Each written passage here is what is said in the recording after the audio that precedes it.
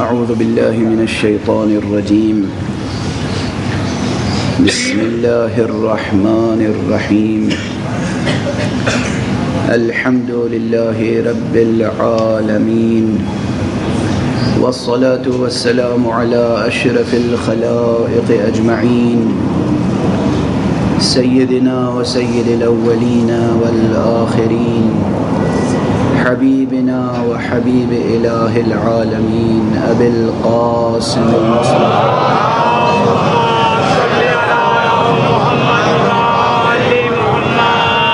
وعلى أهل بيته الطيبين الطاهرين الهداة المهديين المعصومين المظلومين، واللعنة الدائمة على أعداء الدين أجمعين.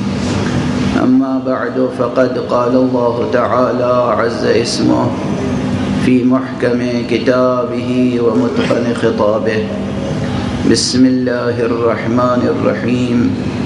نحن قدرنا بينكم الموت وما نحن بمسبوقين على أن نبدل أمثالكم وننشئكم فيما لا تعلمون. صلوات الله.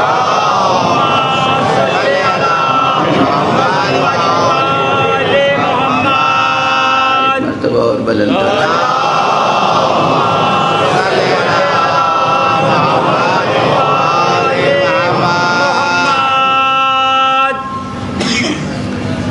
قرآن حکیم کے سورہ مبارکہ واقعہ کی یہ آیت کریمہ گزشتہ کئی برسوں سے آج کی اس مجلس میں سرنام کلام رہی ہے، اور اس ضمن میں کچھ باتیں عرض کر چکا ہوں، لیکن ابھی بہت کچھ عرض کرنا باقی ہے۔ قرآن مجید کتاب خدا ہے، اس ذات لامتناہی کا کلام بھی لامتناہی کا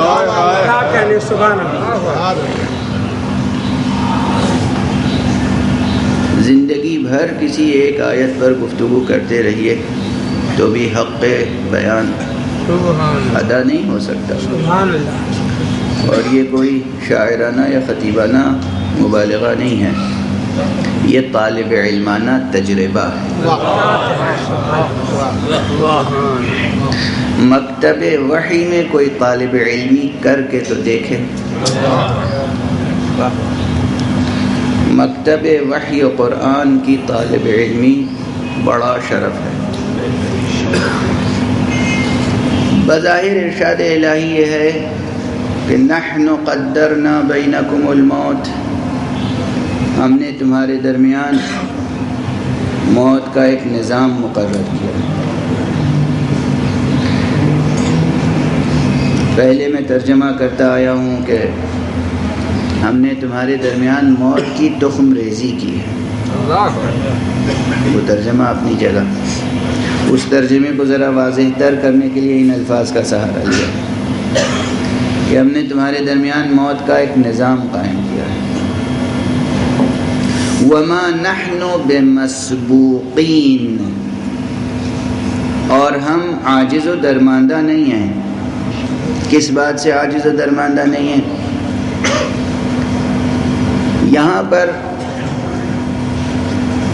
جو پورے سورہ مبارکہ واقعہ کے سیاق و سباق میں نکتہ پوشیدہ اور عیاں ہے، وہ یہ کہ سورہ مبارکہ واقعہ کا موضوع ہے قیامت، موضوع ہے آخرت، قیامت، وقوع قیامت، وقوع آخرت۔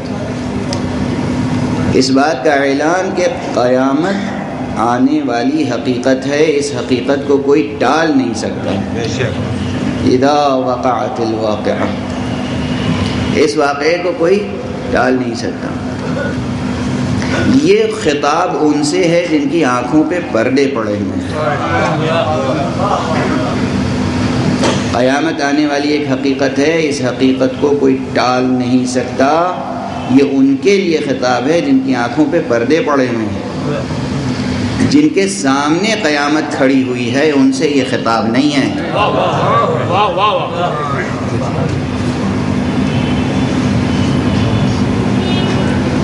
توجہ رہے کہ میں اس جملے میں کیا عرض کر گیا۔ بسم اللہ۔ ایسے بھی مومنین ہیں، ایسے بھی عارفین ہیں، ایسے بھی سائرین الی اللہ ہیں، ایسے بھی سالکان راہ خدا ہیں، جن کے سامنے قیامت برپا ہے، ہوگی نہیں ہے۔ ان کے لیے قیامت مستقبل کی حقیقت نہیں ہے، حال ہے۔ یہ خطاب ان سے ہے، مشرکین سے ہے، کافرین سے ہے، ملحدین سے ہے کہ قیامت آئے گی، اس کا انکار نہ کرو، یقین رکھو قیامت آئے گی، یقین رکھو قیامت آئے گی۔ ان سے خطاب ہے جن کے سامنے قیامت برپا نہیں ہے، ورنہ اہل اللہ کے لیے قیامت برپا ہے۔ بندگان خدا کے لیے، رجال اللہ کے لیے قیامت برپا ہے، قیامت آنے کا سوال نہیں ہے۔ قیامت ان کے لیے آئے گی جو غفلت میں ہیں، جو بیدار ہیں، ان کے لیے قیامت نہیں آئے گی۔ ان کی قیامت ان کے سامنے برپا ہے۔ کاش یہ مفہوم، یہ مطلب سمجھ لیا جائے۔ ان سے جن سے خطاب ہے جو غفلت میں ہیں، جو بیداری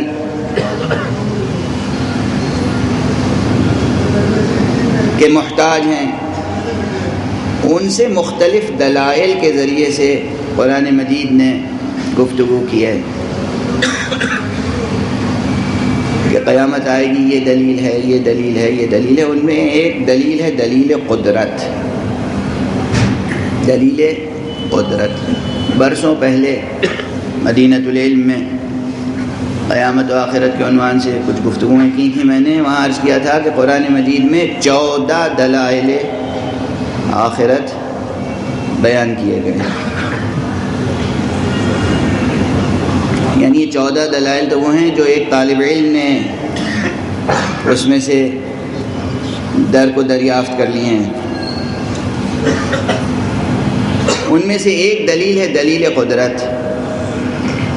دلیل قدرت یہ ہے کہ آخر تم کیوں قیامت کے منکر ہو؟ کس بنیاد پر؟ کیا اس بنیاد پر کہ خدا قادر نہیں ہے؟ جس نے تمہیں پہلی مرتبہ پیدا کیا اسے دوبارہ پیدا کرنا کیا مشکل ہے؟ خلاصہ دلیل قدرت سادہ سی زبان میں یہ، جب تم کچھ بھی نہ تھے، هل أتى على الإنسان حين من الدهر لم يكن شيئا مذكورا، تم قابل ذکر بھی نہ تھے، تم شے بھی نہ تھے۔ لفظ شے کا اطلاق صرف موجود پر ہوتا ہے، معدوم پہ نہیں ہوتا۔ لفظ معلوم کا اطلاق موجود و معلوم دونوں پہ ہو سکتا ہے، لیکن لفظ شے کا اطلاق صرف موجود پر ہوتا ہے۔ لم یکن شیئا مذکورا، تم کچھ بھی نہ تھے، تب اس نے قابل ذکر بنا دیا۔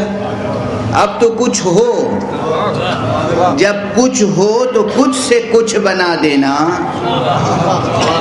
تو اس کی قدرت کے لیے کوئی بات ہی نہیں ہے۔ یہ دلیل قدرت ہے۔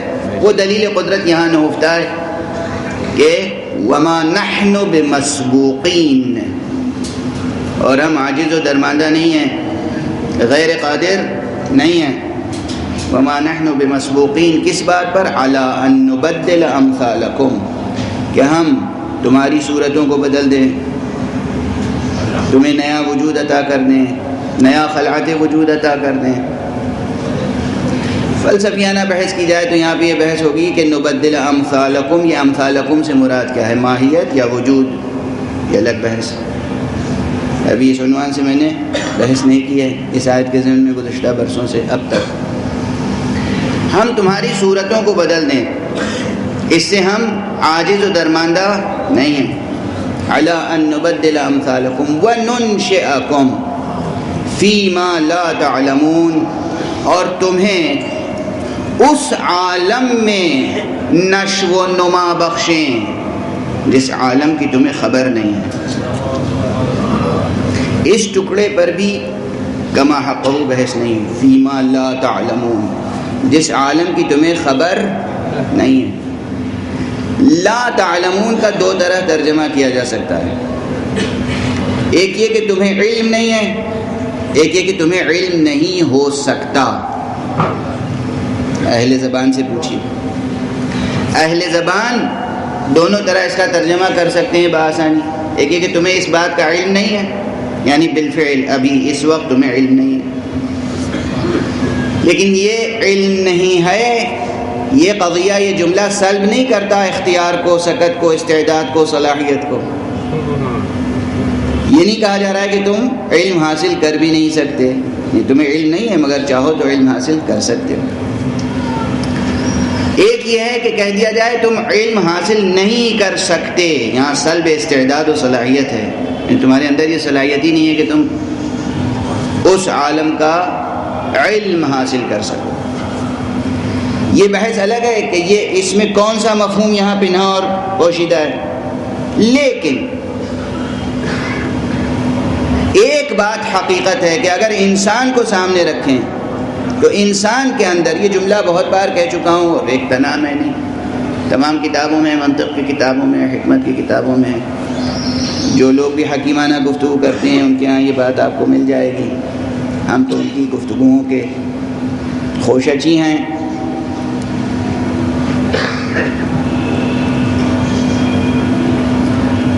انسان کی حقیقت ہی یہ ہے کہ وہ حیوان ناطق ہے.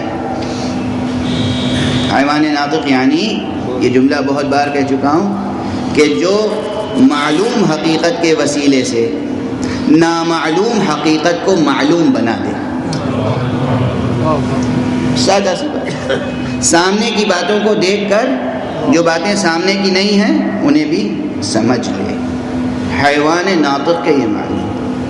انسان کو وہ عقل دی گئی، وہ شعور عطا کیا گیا، وہ فہم، وہ صلاحیت، وہ استعداد، وہ ذہن، وہ ذہانت، وہ قلب، کہ وہ سامنے کی حقیقتوں کو دیکھ کر پوشیدہ حقیقتوں کو درک و دریافت اور کشف کر سکتا ہے. جب انسان کی حقیقت ہی یہ ہے کہ وہ نامعلوم کو معلوم سے بدل سکتا ہے، تو پھر یہ کہنے کے معنی یہ ہوں گے کہ تمہیں علم نہیں ہے کہ کس عالم میں خلق کر سکتا ہوں، مگر اگر تم کوشش کرو تو علم حاصل کر سکتے ہو.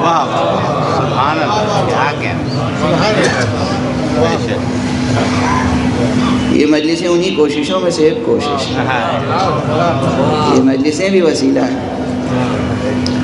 یہ مجلسیں بہت سی نامعلوم حقیقتوں کو ہمارے لیے معلوم حقیقت بنا دیتی ہیں. مکتب اہل بیت، مکتب قرآن، مکتب مصطفیٰ، مکتب مرتضیٰ، مکتب حسین، مکتب شہید کربلا، بہت سی نامعلوم حقیقتوں کو معلوم حقیقت میں بدل دیتا ہے. بہرحال یہ آیت مسلسل آپ کے سامنے گزارش کرتا رہا ہوں جس کا یہ ظاہری ترجمہ ہے. اگر ایک جملہ ابھی چند روز قبل لندن میں ایک مختصر سے مجمع کے سامنے میں نے کہا تھا، وہ یہاں آپ کے سامنے دہرا رہا ہوں کہ اگر آپ غور فرمائیں، تأمل فرمائیں، اپنی روح کی لطافت کو خود درک و دریافت کریں، اپنے وجود کی لطافت کو، تو آپ یہ محسوس کریں گے کہ زندگی جتنی حسین ہے موت اس سے کہیں زیادہ حسین ہے. سبحان اللہ سبحان اللہ. کیا کہیں، کچھ بھی نہیں ہے موت کے حسن کے سامنے. زندگی کا حسن کچھ بھی نہیں. زندگی میں جتنی جاذبیت ہے موت اس سے کہیں زیادہ جذاب ہے. اگر ایسا نہ ہوتا، اگر موت زندگی سے زیادہ حسین نہ ہوتی تو نظم قدرت اس طرح نہ ہوتا کہ زندگی پہلے آتی ہے موت بعد میں آتی ہے.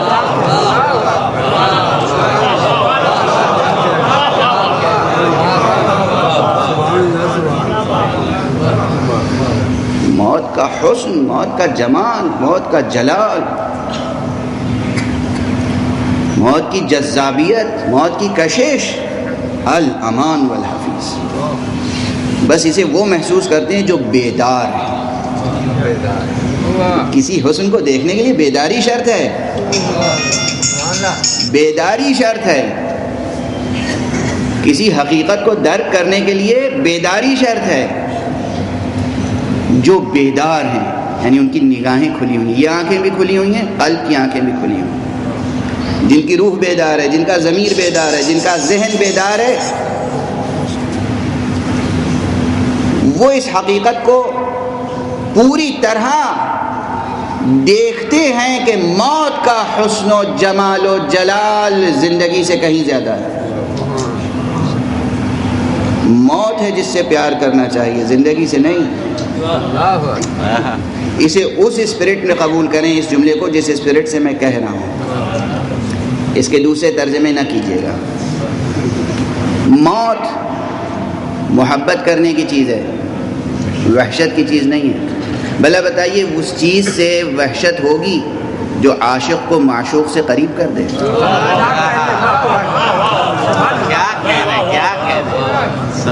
جو محب کو محبوب سے ملا دے، جو وسیلہ وصال ہو، اس سے کسی کو وحشت ہو سکتی ہے؟ یہ موت ہے، یہ موت ہے جو ہمیں معشوق حقیقی سے نزدیک کر دیتی ہے، یہ موت ہے جو ہمیں محبوب اصلی سے شرف وصال عطا کرتی ہے۔ یہ موت اس عالم تک پہنچاتی ہے۔ یہ جو میں ابھی عرض کر رہا تھا کہ قیامت برپا ہے، ہوگی نہیں، یہ حقیقت، یہ موضوع، یہ مضمون شاید عام طور پر زیر بحث آتا نہیں ہے، اس لیے کہ ان موضوعات کے مشتری نہیں ہیں، ان موضوعات پر غور کرنے والے نہیں ہیں۔ قیامت برپا ہے، قیامت برپا ہوگی نہیں، قیامت برپا ہے۔ جنت وجود رکھتی ہے، جہنم کا وجود آج بھی ہے۔ ہم اور آپ جو عمل انجام دیتے ہیں، جو کچھ انجام دے رہے ہیں، ہم عامل بہشت ہیں، ہم خود عامل جہنم۔ میں جو گفتگو کر رہا ہوں کچھ خلق کر رہا ہوں، آپ جو سماعت فرما رہے ہیں کچھ تخلیق کر رہے ہیں۔ سبحان اللہ، بے شک۔ جو کچھ ہم انجام دیتے ہیں، یہ عمل ہمارا جو بھی امر وجودی ہے، ایک لفظ، زبان سے ایک لفظ ادا کیا، چشم ابرو سے ایک اشارہ کیا، قلم سے آپ نے کچھ لکھا، کچھ سوچا، جو کچھ ہم کر رہے ہیں، جہاں بھی حرکت ہے اس کے نتیجے میں کچھ وجود میں آ رہی ہے چیز۔ یہ جو وجود میں آ رہی ہے وہ کیا چیز ہے، ماہیت کیا ہے اس کی؟ خیر ہے تو بہشت ہے، شر ہے تو جہنم۔ واہ واہ واہ واہ، کیا بات ہے، سبحان اللہ۔ خیر ہے بہشت، بہشت ہے، واہ، شر ہے جہنم۔ کیا کہنا ہے۔ تخلیق سے پہلے سوچئے کہ کیا تخلیق کر رہے ہیں۔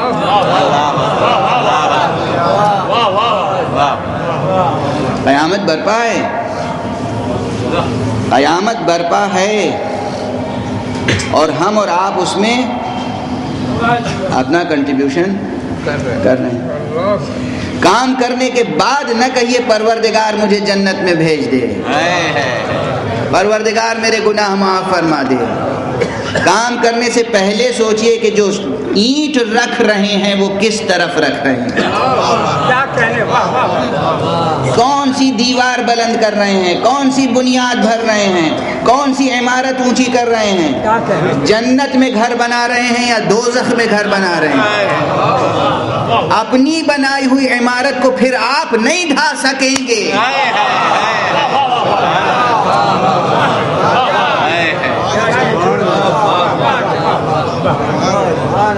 اپنے ہاتھوں سے جو بنا دیا آپ نے، اسے پھر آپ کے اندر اختیار نہیں ہے کہ اسے توڑ سکیں، اسے مٹا سکیں۔ ہاں کوئی اور ہے. باب توبہ اسی لیے ہے، باب استغفار اسی لیے ہے، باب انابت اسی لیے ہے. اگر غلط عمارت کھڑی کر دی، وہ اپنی قدرت سے اور لطف سے چاہے تو اس عمارت کو توڑ سکتا ہے، اس کے نام و نشان کو مٹا سکتا ہے، مگر ہم میں قدرت نہیں ہے.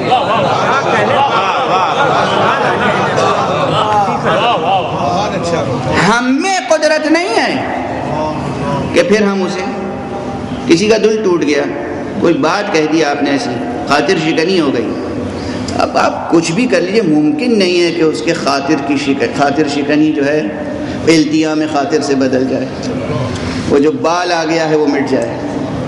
مٹا نہیں سکتے آپ، پوری زندگی نہیں مٹا سکتے، مگر یہ کہ لطف الہی شامل حال ہو جائے، وہ پروردگار اس کے دل میں وہ لطف پیدا کر دے، وہ رأفت پیدا کر دے کہ وہ آپ کی خطا سے درگزر کرے، مٹ جائے وہ داغ. آپ کی تنہا کوشش کافی نہیں ہوگی جب تک کہ لطف الہی شامل حال نہ ہو. توجہ ہے؟ تو عامل جنت آپ خود، عامل دوزخ آپ خود، ہم خود. یہ توجہ رہے، یہ توجہ رہے کہ قیامت برپا ہے، صرف درمیان میں حجاب ہے، ایک خاص قسم کا حجاب ہے. یہ حجاب برطرف ہونا سب سے بڑا مسئلہ ہے. عام افراد کے لیے یہ حجاب برطرف ہوتا ہے موت کے بعد، لیکن جو عارف ہے اس کے لیے موت خود حجاب ہے. اوروں کے لیے موت رفع حجاب ہے، عارف کے لیے کبھی کبھی موت رفع بعد از رفع ہے، اور کبھی کچھ اور کیفیت ہے. مثلا بہت سے واقعات جو معجزات سنتے ہیں آپ، کرامات سنتے ہیں، یقین نہیں آتا لوگوں کو کہ ہاں یہ صحیح ہے، یہ روایت صحیح ہے، سند درست ہے، عقل و حکمت کی میزان پر کیا درست ہے، کیا یہ ممکن ہے، کیا ایسا ہو سکتا ہے یا ہے. یہ جو سوالات ہوتے ہیں صرف اس بنیاد پر کہ نظام ہستی کو سمجھے نہیں ہیں مست. ہم صرف یہ جو ظاہری نظام نظر آ رہا ہے، یہ زمین، یہ خاکنائے دہر، اس کی جو چیزیں، کچھ چیزیں نظر آ رہی ہیں، اسی کو کل کائنات سمجھتے ہیں. ہم مکان میں اسیر ہیں، زمان میں اسیر ہیں، مکانی ہیں، زمانی ہیں، ہماری مجبوری ہے. مگر اگر ہم اپنے نفس کو اتنا بیدار کر لیں، جو کہ ممکن ہے، اتنی سی بات سمجھ لیں. مکان اور لامکان کی اصطلاح تو سب سننے ہوئے ہیں. مکان جگہ کا نام، مکان ظاہری ترجمہ کرو، فلسفیانہ ڈیفینیشن الگ. مکان، یہ مکان جو نظر آ رہا ہے. لامکان کسے کہتے ہیں؟ جنت کہاں ہے؟ لامکان ہے. لامکان میں جو مکان ہے اس کا نام جنت ہے. لامکان میں جو ایک مکان ہے اس کا نام جہنم ہے. یہ لامکان کہاں ہے؟ اگر کہاں معین ہو جائے تو وہ لامکان مکان بن جائے. توجہ ہے؟ دھیرے دھیرے ساتھ دے دیجیے جس منزل تک ہم جانا چاہ رہے ہیں. مکان جو محدود ہے، جس کی سرحد معلوم ہے، جو شناختہ شدہ ہے، عقل کی میزان پر صحیح. ضروری نہیں ہے کہ مکان کو ان آنکھوں سے دیکھیں. سائنسی اگر حس ہے، فلسفیانہ اگر شعور بیدار ہے تو مسئلہ بہت آسان ہے. اور بحمد اللہ 21ویں صدی میں ہم قدم رکھ چکے ہیں. رفتہ رفتہ انسان، عام انسان کی ذہانت بھی بہت ترقی کرتی جا رہی ہے. فلسفی سائنسداں ہونا الگ بات ہے، عام انسان کا شعور بھی بیدار سے بیدار تر ہوتا جا رہا ہے، بشرطے کہ وہ اپنے سوء اختیار سے غفلت میں نہ پڑا رہے. شرط یہ ہے کہ خود انسان غفلت میں نہ پڑا رہے، ورنہ انسان کی ذہانت بڑھتی چلی جا رہی ہے، قہری طور پر بڑھ رہی ہے. کچھ دنیاوی اسباب ہیں، کچھ اخروی اسباب ہیں. آخر بعثت ختم نبوت کو 1400 برس گزر گئے، اب بھی ذہانت میں ارتقا نہ آئے گی تو کب آئے گی؟ اب بھی ترقی نہ پیدا ہوگی تو کب ترقی پیدا ہوگی؟ اور قیام حضرت قائم عجل اللہ تعالی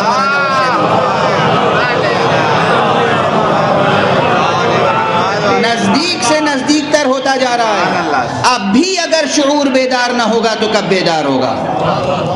غافلوں کے درمیان پروردگار نہیں بھیجے گا حضرت قائم کو۔ ایسے بیدار افراد ہونے چاہیے جو اس دل بند مصطفیٰ کی قدر کر سکیں، اس پہ جان نثار کر سکیں، اس کی بیعت کر سکیں، تب آپ کا ظہور ہوگا۔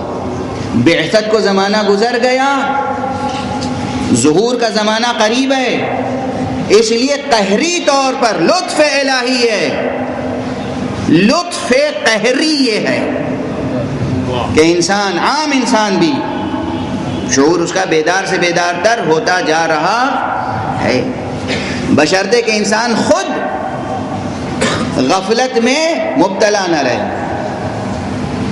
بہت سے لوگ جاگتے رہتے ہیں مگر آنکھ بند کر کے بستر پہ پڑے رہتے ہیں، آواز دینے والے دیتے رہیں، نہیں اٹھنا چاہتے۔ بہت مشہور، آپ حضرات کے ذہنوں میں اشعار ہوں گے، فارسی کا بہت مشہور شعر ہے کہ آپ جو شخص سو رہا ہو اسے بیدار کر سکتے ہیں، جو سو رہا ہو اسے جگا سکتے ہیں آپ، اور جو جاگتے ہوئے سو رہا ہو کوئی طاقت نہیں جگا سکتی۔ اس نے طے کر لیا ہے کہ ہمیں جاگنا نہیں ہے، وہ جاگ رہا ہے، آپ کی آواز سن رہا ہے مگر آواز پہ آواز نہیں دے رہا۔ وہ الگ قسم ہے محروموں کی، وہ محروموں کی قسمت الگ ہے، وہ محروم ہیں، وہ امت مرحوم میں شامل نہیں ہے، امت مرحومہ میں شامل نہیں، محروم ہے، محروم قسمت، محروم ابدی، محروم ازلی۔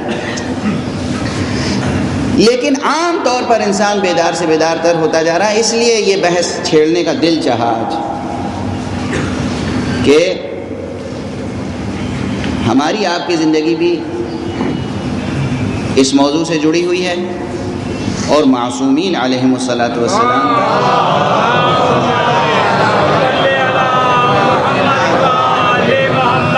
فضائل، مناقب، معجزات، کرامات وہ بھی سمجھ میں آئیں گے۔ مثلا ایک شخص حاجی علی بغدادی کی روایت یا حکایت مشہور ہے، معروف ہے، مفاتیح الجنان میں موجود ہے۔ مفاتیح الجنان کا ترجمہ حضرات اردو میں ہو چکا ہے، 2 3 ترجمے آ چکے ہیں، جا کر مطالعہ فرمائیے گا۔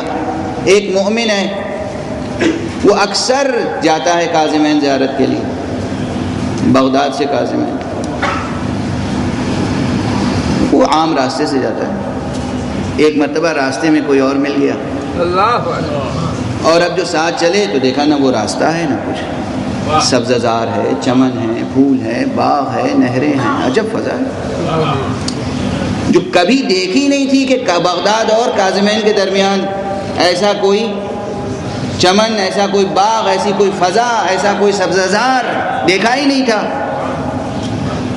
ساتھ ساتھ گئے، حرم تک پہنچ گئے، حرم میں داخل ہوئے، ساتھی نے کہا کہ زیارت پڑھو، زیارت پڑھی، ایک ایک امام کا نام لے کے زیارت پڑھی، اور ہر امام کے نام پر وہ خاموش رہے، اور جب امام آخر کا نام لے کر سلام کیا تو کہا وعلیک السلام۔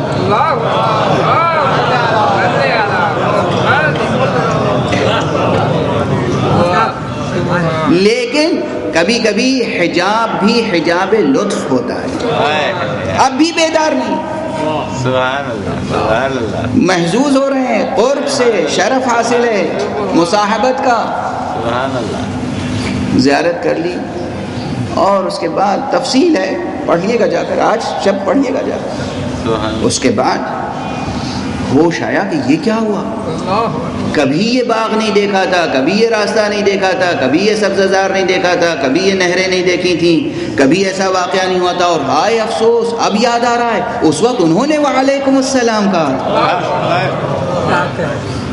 یہ کیا ہے؟ اسی مکان اور لامکان کے رشتے کو یہاں دریافت کیجیے. سبحان اللہ، توجہ ہے. سبحان اللہ. بہشت ہے موجود، نگاہوں پر پردہ پڑا ہوا ہے، بس اگر اس کی چشم کرم ہو جائے، ادھر سے اذن حاصل ہو جائے، پردہ برطرف، بہشت سامنے، ادھر سے اذن حاصل ہو جائے انسان کے عبرت کے لیے جہنم سامنے. اس لیے کہ مکان و لا مکان میں اس طرح کا فاصلہ تھوڑی ہے کہ جیسے دہلی اور کراچی میں فاصلہ ہے، جیسے کراچی اور لندن میں فاصلہ ہے. یہ فاصلے مکانی فاصلے ہیں، مکان و لا مکان کے درمیان کوئی فاصلہ نہیں ہے. توجہ ہے؟ صرف حجاب کے برطرف ہونے کی بات ہے. حجاب برطرف ہوگا صرف اور صرف اذن الہی سے، صرف اذن الہی. اذن الہی کا مستحق وہ ہوگا، دو طرح سے اذن الہی شامل حال ہوتا ہے، یا انسان نیکوکار ہو، انسان کی نیکیوں سے لطف الہی شامل حال ہو اور اس کی نگاہ برزخی باز ہو جائے، نگاہ باطنی باز ہو جائے، یا انسان ایسا شقی ہو کہ اتمام حجت کی خاطر نگاہ کھول دی جائے، نگاہ باز کر دی جائے. لیکن وہ جس کی شقاوت کی خاطر اسے دکھایا جائے گا جہنم، اس کی مغفرت الامان والحفاظ، اس کی مغفرت کی توقع اور امید نہ رکھے. توجہ ہے. آج قائم ہے، آج قیامت برپا ہے، جنت موجود ہے، جہنم موجود ہے. صرف اپنے اندر اس صلاحیت کو، اس استعداد کو، اپنے وجود کو، اپنی شخصیت کو اتنا بلند کرنے کی ضرورت ہے کہ انسان پر لطف الہی ہو جائے، اذن حاصل ہو جائے. بس وَأَمَّا مَنْ خَافَ مَقَامَ رَبِّهِ وَنَهَى النَّفْسَ عَنِ الْهَوَىٰ فَإِنَّ الْجَنَّةَ هِيَ الْمَأْوَىٰ. اور جو لوگ مقام رب سے خائف ہوتے ہیں اور اپنے نفس کو منہیات سے، منکرات سے بچاتے ہیں، ان کا ٹھکانہ بہشت ہے. اس میں کسی شک و شبہے کی گنجائش نہیں. بہشت ہے، ٹھکانہ بہشت ہے، اور بہشت آج موجود ہے،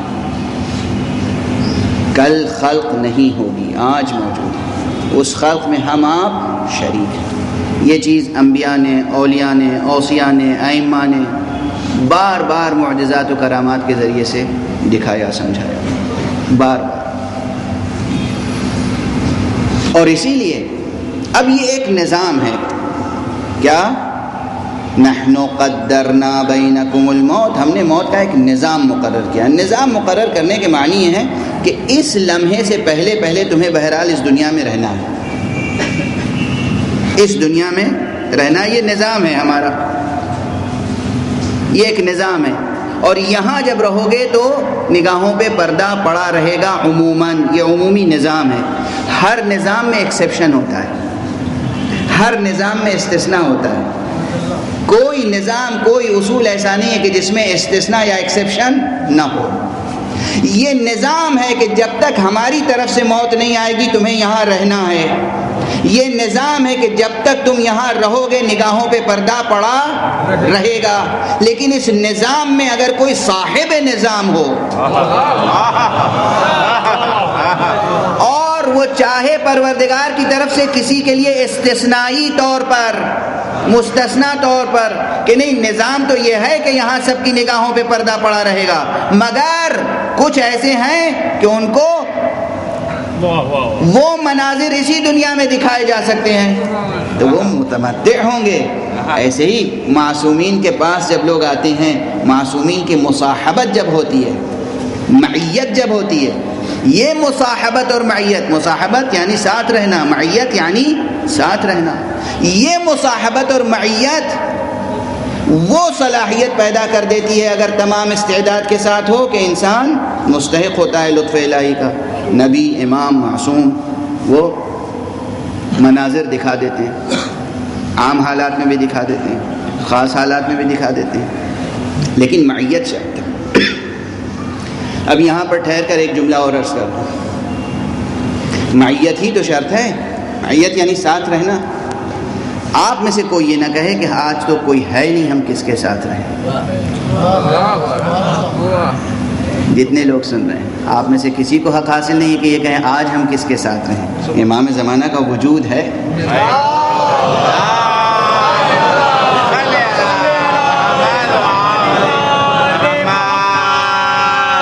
یہاں پہ بھی بحث کو دو سطحوں پہ، ایک جملے میں دو سطحوں پہ بحث کو لے کے جائیں۔ ایک یہ کہ امام زمانہ علیہ الصلوۃ والسلام کا وجود تو ہے ہی ہے، بے شک بے شک، وہ ہمارے زمانے کے امام بے شک، ہمیں ان کی معیت و مصاحبت نصیب ہے، بے شک، لطف الہی ہے کہ اس نے ہمیں بغیر امام کے نہیں چھوڑا۔ بے شک، مگر اب ہمارے اندر یہ ہونا چاہیے کہ ان کی مصاحبت کے آداب کا خیال رکھیں، ان کی معیت کے آداب کا خیال رکھیں۔ آپ کسی عالم دین کے ساتھ ہوتے ہیں تھوڑی دیر تو کم سے کم خیال رکھتے ہیں کہ اس عالم دین کے محضر میں بیٹھ کے غیبت نہ کریں، کم سے کم ان کے سامنے سگریٹ نہ پئیں، کم سے کم ان کے سامنے لغو باتیں نہ کریں۔ اتنا احساس ہوتا ہے؟ اگر امام زمانہ علیہ الصلوۃ والسلام کے وجود پر یقین ہے اور شرف صحبت و معیت حاصل کرنا ہے تو آداب معیت کا خیال رکھنا پڑے گا۔ آداب معیت، ان آداب معیت میں یہی شریعت کے احکام پہ عمل ہے۔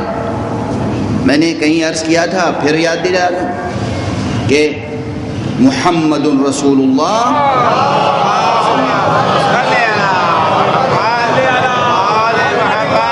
آیت قرآنی پڑھ رہا ہوں، آیت قرآنی کی طرف اشارہ کر رہا ہوں، آیت قرآنی کی طرف اشارہ کر رہا ہوں، سورہ مبارکہ فتح کی آخری آیت، محمد رسول اللہ والذین معہ، معیت، محمد رسول اللہ اور وہ لوگ جو ان کے ساتھ، معیت، والذین معہ، یہ معیت ختم تھوڑی ہو گئی۔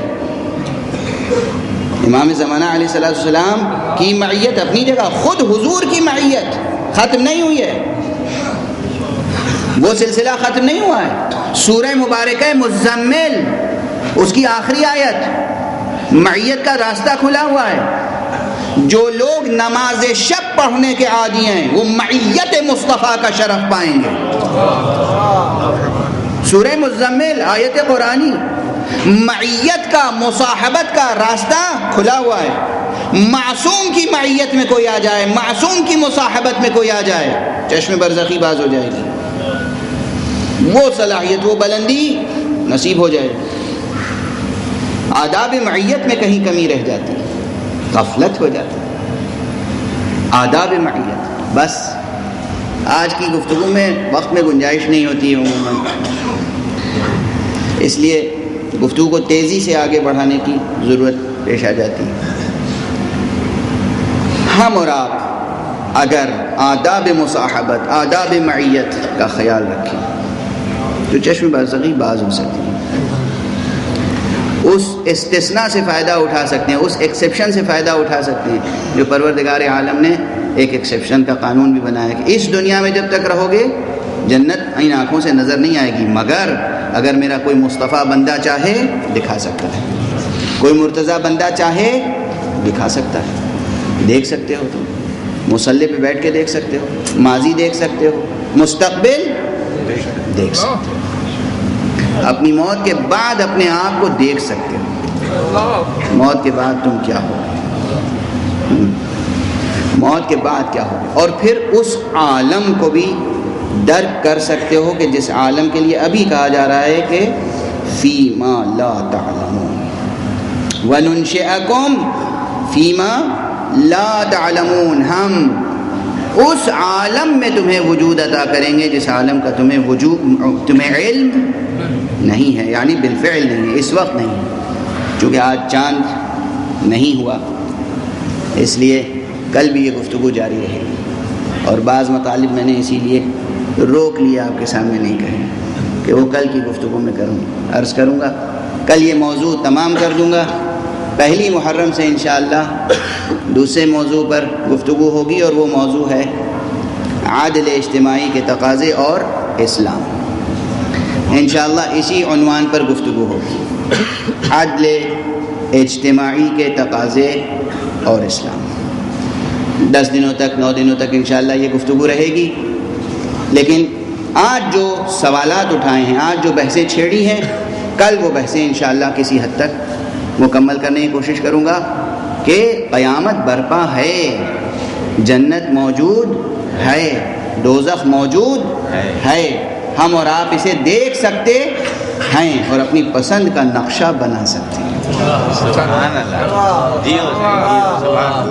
اللہ، ایسا مکان چاہیے جنت میں، کتنا بڑا مکان چاہیے جنت میں، اختیار دیا گیا ہے، اختیار دیا گیا ہے۔ یہ جملہ تو اب میرا بہت مشہور ہو چکا ہے، آپ حضرات کے ذہنوں میں ہوگا۔ اس خالق متعال نے ہمیں اور آپ کو پورے اختیار کے ساتھ پیدا کیا ہے، اور کوئی فیصلہ ہمارے حق میں نہیں کرتا جب تک کہ ہم سے پوچھ نہیں لیتا۔ کیا کہنے، کیا کہنے، سبحان۔ اسی لیے جب رائے دینے کا وقت ہو تو خاموش نہ رہیں، بیدار رہیں۔ رائے دینے کا وقت، سب سے اہم وقت کون سا ہے؟ سال بھر کی قسمت کب لکھی جاتی ہے؟ شب قدر۔ وہ خدا مالک و مختار ہے، جب چاہے قسمت لکھ دے۔ اس نے اعلان کیوں کیا کہ اس رات ہم قسمت لکھیں گے، اور اعلان کر کے یہ کیوں کہا بیدار رہو، دعا کرو؟ اسی لیے تو کہ ہم جو کچھ لکھنے جا رہے ہیں، تم اپنی پسند کا بھی اظہار کر دو کہ تم کیا بننا چاہتے ہو۔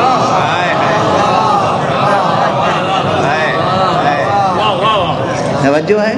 تم کیا بننا چاہتے ہو؟ آج ہم کچھ لکھنے جا رہے ہیں، سال بھر کا نظام، غافل نہ سونا، بتا دے رہے ہیں، سونا نہیں، اپنی رائے بتاؤ، اپنی پسند بتاؤ۔ اور پھر اس سے آگے ایک جملہ اس وقت عرض کر رہا ہوں جو اس سے پہلے نہیں کہا تھا۔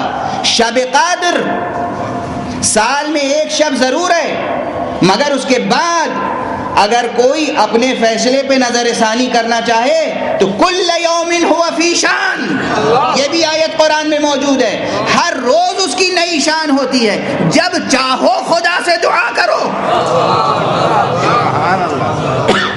بند نہیں کر دیا گیا دروازہ، ہر سحر تمہارے لیے کھلی ہوئی ہے، ہر شب تمہارے لیے کھلی ہوئی ہے۔ اپنی رائے کا اظہار کرو، کیا بننا چاہتے ہو بتاؤ، کیا بننا چاہتے ہو؟ جو بننا چاہتے ہو وہ عاجز نہیں ہے، قادر متعال ہے، سب کچھ بنا سکتا ہے۔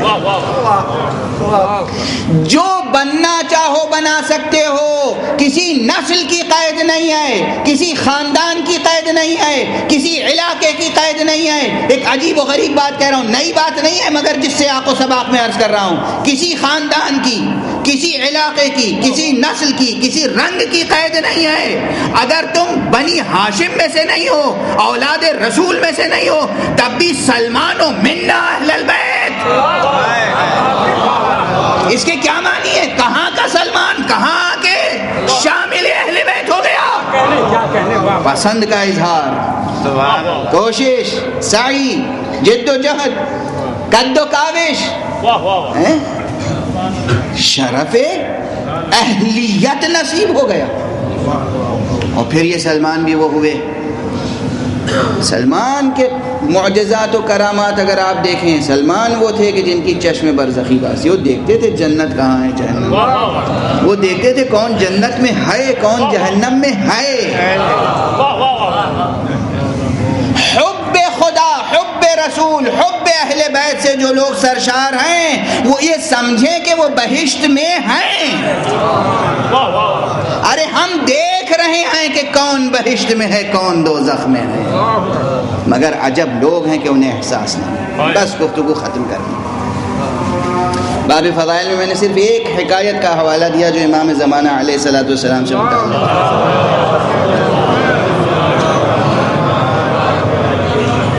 حاجی علی بغدادی کا واقعہ پھر کہہ رہا ہوں، جا کر دیکھیے گا، یہ مطالعہ کیجیے گا، اردو میں موجود ہے، مفاتیح الجنان، وہ باب فضائل میں تھا، باب مصائب میں یہ روایت موجود ہے۔ شب عاشور امام حسین علیہ الصلوۃ والسلام نے فرمایا کہ میں نے اپنی بیعت تمہاری گردنوں سے اٹھا لی، آزاد ہو، جس کا دل چاہے چلا جائے۔ کتب مقاتل میں یہ روایت 2 مقام پر ہے۔ کربلا سے پہلے بھی ایک موقع بعض مورخین نے ذکر کیا جہاں امام نے فرمایا کہ ہم نے بیعت اٹھا لی، آزاد ہوتا ہے، اور ایک موقع شب عاشور کا جب امام نے کہا کہ کل ہمارے لیے موت ہے، کل شہادت ہے، کوئی یہ خیال نہ رکھے، یہ گمان نہ رکھے کہ کل ہمیں ظاہری طور پر فتح اور کامیابی نصیب ہوگی، کل ہم قتل کیے جائیں گے، شہید کیے جائیں گے، ہمارے خیمے جلائے جائیں گے، کل ہمارا 6 مہینے کا شیرخوار بچہ بھی تیر سے شعبہ کا شکار ہوگا۔ تم میں سے جو جانا چاہتا ہے چلا جائے۔ اس شب کو غنیمت سمجھے۔ جب کوئی نہیں گیا، سب نے فداکاری کا عہد اور پیمان باندھا، اپنے جذبے کا اظہار کیا، تو امام نے کہا اچھا جب تمہارا یہ عزم ہے، یہ عہد ہے، تو پھر تم اپنے مراتب دیکھنا چاہتے ہو؟ ابھی شہید نہیں ہوئے ہیں، ابھی قتل نہیں ہوئے ہیں، ابھی لاشیں پامال نہیں ہوئے ہیں، مگر سب کو بہشت میں ان کے درجات دکھا دیے مجھے۔ یہ روایت ہے، درست روایت ہے، اس میں کسی شک و شبہے کی گنجائش نہیں، یہ درست روایت ہے۔ اور بس جن کی آنکھیں کھلی ہوئی وہ دیکھتے ہیں کہ مجلسوں میں فاطمہ زہرا تشریف لاتا ہے،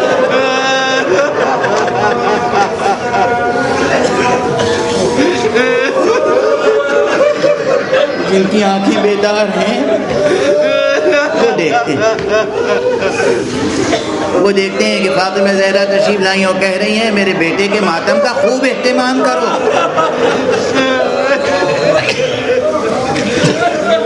علامہ شیخ عباس قمی نے پروردگار انہیں ان کے مراتب کو بلند فرمائے، مفاتیح الجنان بھی انہی کی کتاب ہے اور منتہی الاعمال بھی انہی کی کتاب ہے، کتاب شریف منتہی الاعمال 14 معصومین کے حالات میں۔ اس کتاب میں جو فضل امام حسین سے متعلق ہے اس میں یہ مبشرہ نومیہ یعنی خواب کے عالم میں یہ بشارت نقل فرمائی ہے جناب شیخ عباس قمی نے، اور یہ مبشرہ نومیہ، یہ رویائے صادقہ جسے نصیب ہوا اس خوش نصیب کا نام ہے مرزا یحییٰ ابہری۔ مرزا یحییٰ ابہری کہتے ہیں کہ ایک مرتبہ خواب میں نے دیکھا کہ حرم امام حسین میں، صحن امام حسین میں علامہ مجلسی درس کہہ رہے ہیں، علامہ مجلسی مجلس پڑھ رہے ہیں،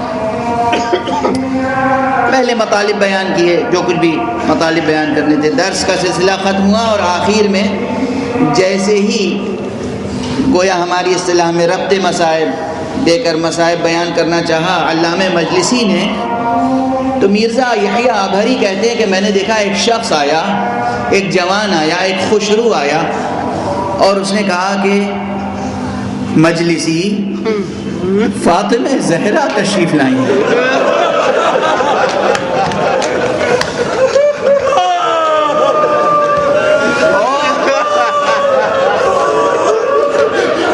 وہ فرما رہی ہیں کہ میرے بیٹے حسین کی رخصت کا منظر پڑا۔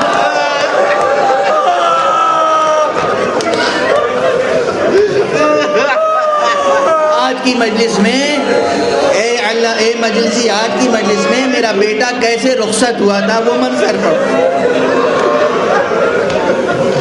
اور اسی میں یہ جملہ بھی ہے کہ میرے اولیاء سے، میرے چاہنے والوں سے، میرے شیعوں سے یہ کہو کہ میرے بیٹے حسین کی مجلس عزا کا خوب اہتمام کرو۔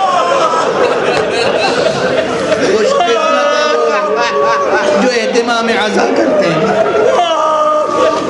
خدا آپ کی عزاداریوں کو قبول فرمائے۔ جن لوگوں نے سلسلہ عزا قائم کیا ہے ان کے درجات کو بلند فرمائے۔ پروردگار